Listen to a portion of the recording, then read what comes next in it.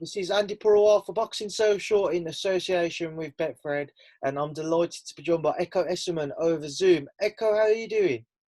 Yeah, I'm good, thanks, Andy. Yeah, I'm good. I'm in camp and I'm excited for my next match. It's good to hear. I remember kind of a disappointment on the back of the previous date falling through because there was issues there.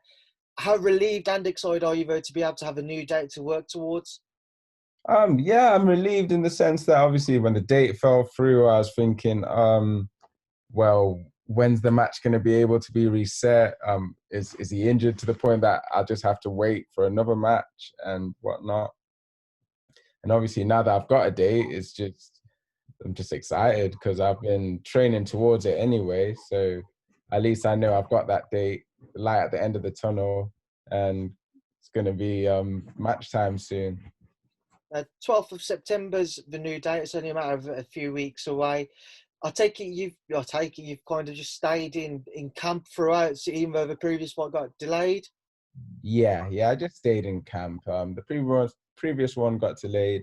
I had a kind of a week of um, just reined the training in for a week, and then got back to it, and then got back on the hard training, and it's paid dividends. So I'm really looking forward to the match now. Just before we come on to Peynaud, when you go back to that period when you was meant to fight, I remember you were saying you was kind of waiting for a new opponent to be announced. You was confident you was going to have one. What happened in the end with that? What happened in the end? Pain. Well, obviously, Peynaud got. He said he was injured, and that restricted his training, so he wouldn't be the best him for the match, so he pulled out. And then we were looking for different opponents, but everyone that got asked either came back with saying the risk reward wasn't good enough, or they just didn't want the match. So with limited time, like only literally a couple of days before the match, and being restricted in terms of needing to vet opponents with the COVID testing, it kind of just fell through because we just didn't have enough time. Moving on to the new day and obviously facing Cedrick now. What should we expect from the pair of you and from Cedrick in your case? What are you expecting? You know, the British fans will remember when he travelled over to face Conor Benn, but what are you expecting?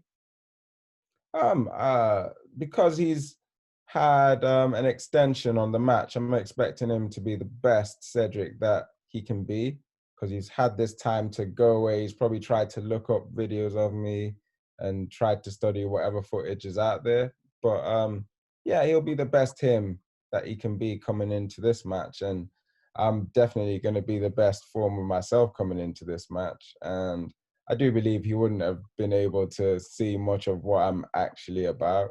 There is limited footage on me out there. So yeah, in terms of the match, I think it will be a great match for people because he's a person that he's always in it to win it. He's always a live opponent in there, and he's willing to mix it up and have a go, and that's evident in all of his matches. And I'm like that as well. I believe I'm more technical, but that's for me to show you guys on fight night.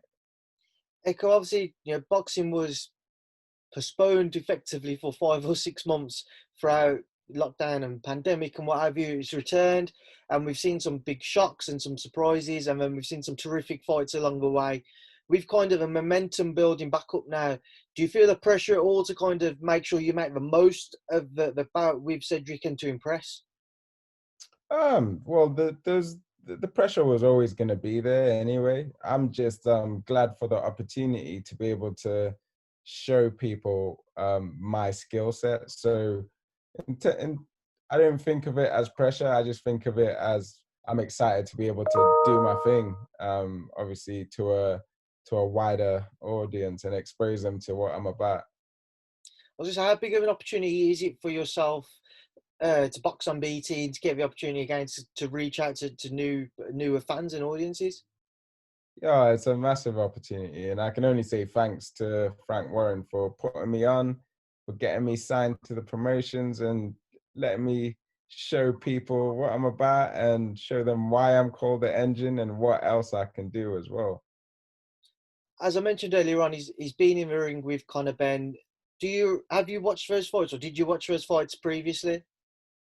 I haven't even watched them fully through. I seen the first one where he gave Conor Benn trouble. I do believe that I wouldn't want to concentrate too tough on them matches because that was like a couple years ago.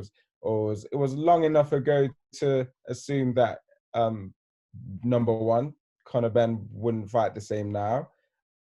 Number two, Cedrick won't fight the same now. So I can only assume that they both improve from the matches. So I don't take too much away from the matches. Yeah. I know you've been eager for a British title shot, which is currently held by Chris Jenkins. Chris is constantly looking to get that Conor Benn fight, and both Conor Benn and Chris are keen on that. But knowing, Yeah. as I say, Conor's been in with Cedrick to make a statement, do you feel like he needs to better his results that he got against Cedrick? Oh yeah. That will obviously be in the back of my mind. Better the results, like a litmus paper test, see where I'm at. But I know where I should be, so I know what I'm banking on. I'll put in a good performance. It'll be a wicked match to watch. How far off, say, a British title fight do you feel you are? I feel I'm quite close, but at this point, I think it's a matter of forcing the facts. So Conor Benn's obviously mandatory, so he's got first. So Chris Jenkins will obviously want to take that fight because I'm sure they'll be offering him good money as well. So it's just got a. I gave him stick on Twitter for a while for it, definitely, and he said he wasn't biting, but he was definitely biting. Um, but yeah, I just left him to it after a while because I do understand, but gotta give him stick anyway. What do you make of that fight, Ekow, when or if it does get announced, Chris Jenkins versus Conor Benn? Chris Jenkins versus Conor Benn. I do think Chris Jenkins is the better boxer of the two, though I think psychologically he's started to realize that he's getting older and he's got scar tissue around his face. He cuts easily. That was part of the reason why I think he was so keen on the Conor Benn fight because we did send offers to him to fight, but he was keen on cashing in on that money. I'm guessing whilst he still can, because he's realized that over the years of taking certain shots, scar tissue around his eyes is built and he cuts easily. And that's through no fault of his own, because in some of the matches he's been headbutted and whatnot. But as a boxer, you have to take that into consideration. And because of that, I think the way Conor Benn fights, he could easily cut him with one of his Conor Benn left hooks, and that's all she wrote. So as much as I think Chris Jenkins is the better boxer, I think Conor Benn has a very good chance in the match as well. Ekow, just before I let you go, could you get your thoughts on a couple of other fights? Just to stick with your card firstly, the main fight on that is Yarde versus Spellman. We saw Lyndon Arthur defeat Dex Spellman recently. Do you anticipate Anthony Yarde will better that result, or do you think he would match it? How do you see that fight going? It's a funny one. Sorry, I should say I'm not ruling Deck out either. Do you think Deck could win that Yeah, fight? yeah. It's a funny one because obviously Yard's take on the match was, well, if I was in there, I could do better. I'd probably get him out of there.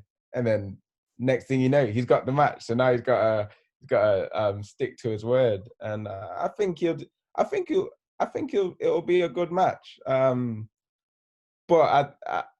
I'm not even fussed about the match. I just want to see Yard versus Lyndon. That's the match I want to see. So in a respect, like saying that, I'm not cancelling out Spellman as well because he's a good boxer and anything can happen in boxing. I mean, look at what happened in the Dylan White match just the other week. So yeah, it's just one of those things. I'm just looking forward to see.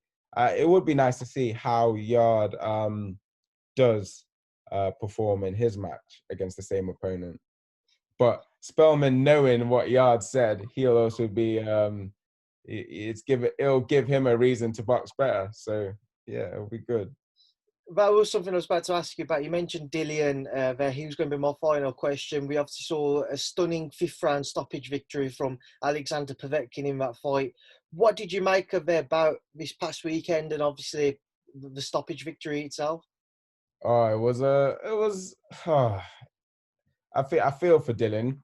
Like I obviously I had him. I had him winning, which he was up to that point. And I like his style. And one thing I did notice when they first started boxing is how calm Dylan was, and that both of them, both Dylan and Povetkin, were setting up that lean over to the left, and they were throwing kind of body shots, so low left hooks. And I said to because I went to watch the match of boxers from my gym, I said to one of the guys, Simi, see the way they're setting up them left hooks? If they can lull each other into thinking that's the punch they're gonna throw, later on in the rounds they could bring that left hook up or turn it into an uppercut, and they'll do damage. And then surely enough, Dylan's caught him with his counter left hook, put him down, and he's also wobbled and hurt him. But then Povetkin just come out of nowhere, done that slip, and ended the match with a left uppercut. But one thing I did notice about Povetkin is, like, you watch his highlights and you can tell from all his knockouts, they're just little technical movements, and he doesn't necessarily fight like that the whole match. But he has pockets of like brilliance whilst he's boxing. So he'll be taking it easy, and then all of a sudden, for about 15 seconds, he'll just be technically on point, and that's all she wrote. And in heavyweight boxing, where one punch can change it, that's all you need, really. Ekow, we will leave that there now, and I will leave you to enjoy the rest of your day. I know you've got to shoot off for your training session now, but I appreciate you giving up some time this morning. Best of luck with your preparations. I'm sure I'll catch up with you soon. Thank you for speaking to Boxing Social. Cheers. Thanks for having me.